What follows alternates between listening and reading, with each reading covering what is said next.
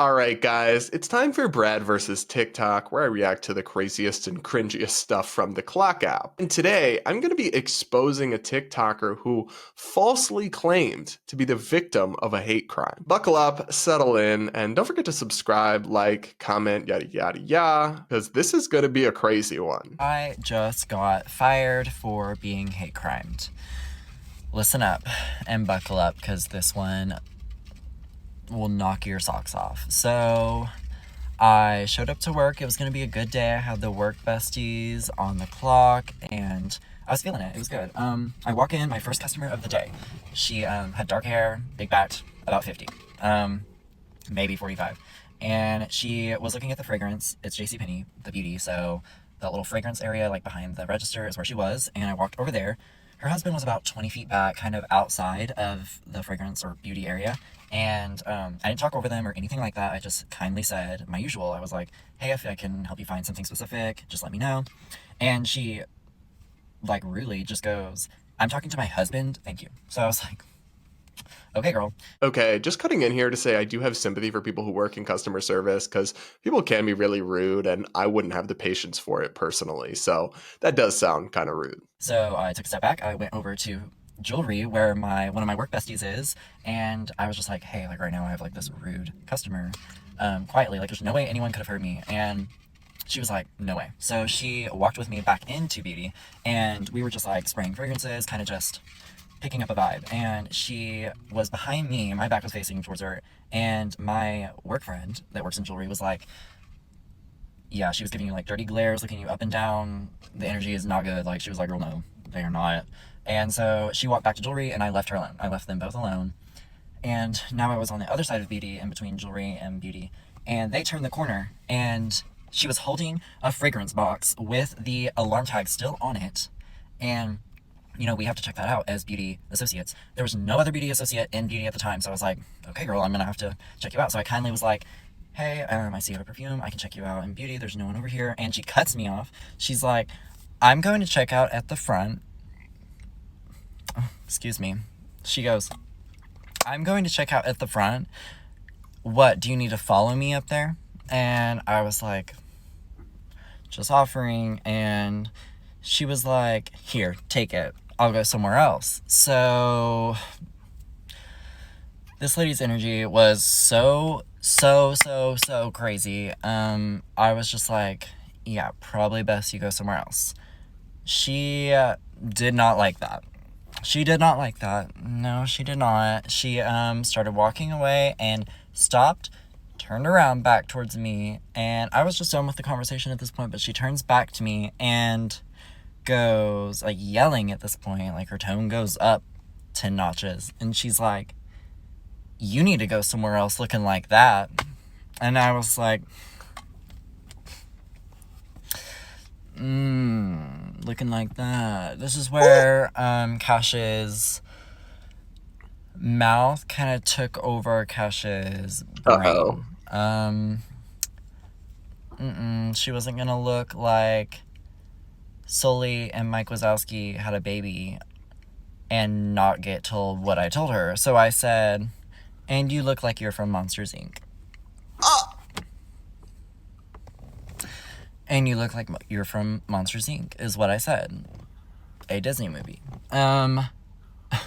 You would have thought I called her all of the names in the book from what happened after this. Okay, so look, it sounds like she was really rude. We only have his side of the story, but it sounds like she was genuinely rude to him for no good reason. How he looks shouldn't matter. You should always treat customer service people with respect. At the same time, as a customer service person, you are going to have rude customers and you can't lash out back at them like this. It's really thin-skinned, it's really unprofessional, and it's not appropriate whatsoever. If you don't have that thick skin, I mean, a customer service job might not be for you. And I'm not judging you because I couldn't do it. I run my mouth like crazy, right? I would clap back at people all the time. So it's not right for me. So it might not be right for this dude either, but he seems to think he did nothing wrong, really. So that's all I said. I don't even think I said one curse word or raise my voice. And her husband's eyes lit up. I thought, this boy's possessed. He is possessed. He's about to me. his eyes widened. He was like, what the did you just say to my wife? And he's like calling me all kinds of names in the book at this point, chasing me around Beauty, chasing me around JC Penny Beauty, and in my boots, in my Steve Madden boots with my cinched ass waist pants, I'm being chased. I am being chased. I was being chased around and being called all kinds of names, cuss words, slurs, everything. And he's wanting to fist fight me. He's wanting to fist fight me in JC Penney Beauty. He's wanting to fight me. And I was like, let's take a step back. Like, I was like, take a step back. Like, chill the I didn't say any curse words, but I was like, chill, like, take a step back.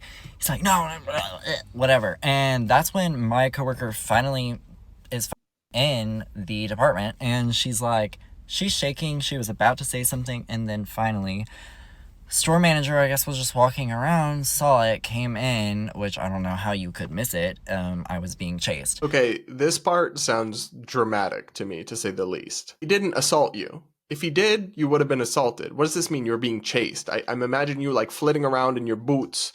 If he really was trying to get you, I think he probably would have got you and punched you or done whatever he was going to do. I'm glad he didn't. I really am. But this whole thing about I was being chased, it's a little melodramatic for me, babe. And the guy bowed up to the store manager and was like all up in his face, and it was insane. And I got taken back in the back office twice.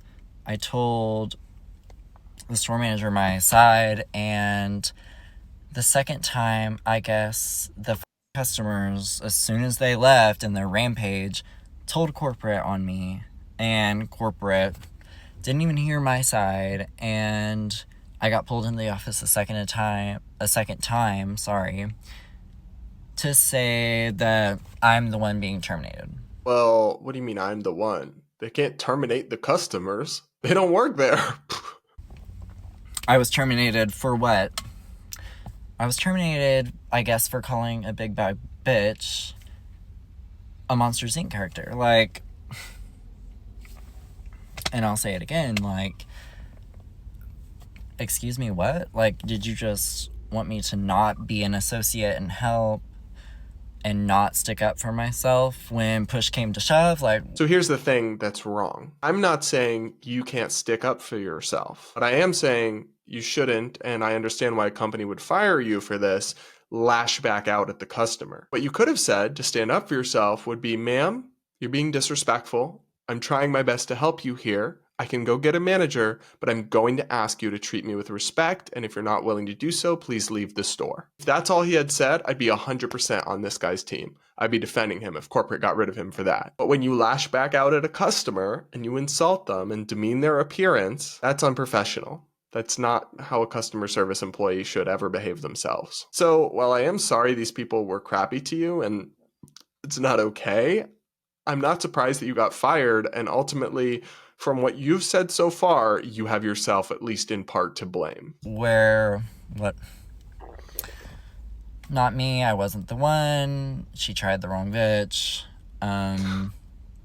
Still didn't even say one curse word or raise my voice. So okay, but you said she looked like a monster. Deserved, but So here's the thing. This video was long as hell, and I kept waiting for him to mention the hate crime that happened. Because remember, he opened up this with, I got fired for being hate crimed. And the title of this video was, I got fired for being hate crimed. Where was the hate crime? Did I fall asleep for a second? Did I space out? Am I Delulu here? Like, am I the one who's losing it? Or did I just totally miss the part where any hate crime was described? Mean words are not a hate crime, babe. That's not what that means. Hate crime would be if somebody beat you up and assaulted you while calling you slurs, or if somebody vandalized your property and defaced it with slurs. Somebody insulting you or calling you slurs is not a hate crime, and that's deeply offensive. to the actual people who've been horrifically, violently victimized by hate crimes. For me, it's really telling of how broken our online and internet culture is and how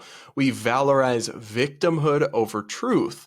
That somebody like this could post a story like this and overwhelmingly get sympathy rather than the condemnation they deserve for throwing themselves a pity party for a situation that's partly their own fault and then lying and falsely claiming to be the victim of a hate crime. I mean, this dude is like basically a gay Jussie Smollett at this point of the story. That's not okay to just lie and say you were the victim of a hate crime when no actual hate crime happened to you. But this person has a marginalized identity and they claimed victimhood, so it's their truth and we have to respect it. So of course, TikTok, the reception is overwhelmingly sympathetic. But not from me, babe. Not from me. I had a little bit of sympathy for you, even though I thought you were unprofessional, until the part where you lied and faked being a victim of a hate crime. That's disgusting to me. I don't know. Am I crazy? Am I the one here who's Delulu? Let me know in the comments, please. And don't forget to like, comment, subscribe, yada, yada, yada, because that's all the TikTok I can handle in one day without incurring permanent brain damage.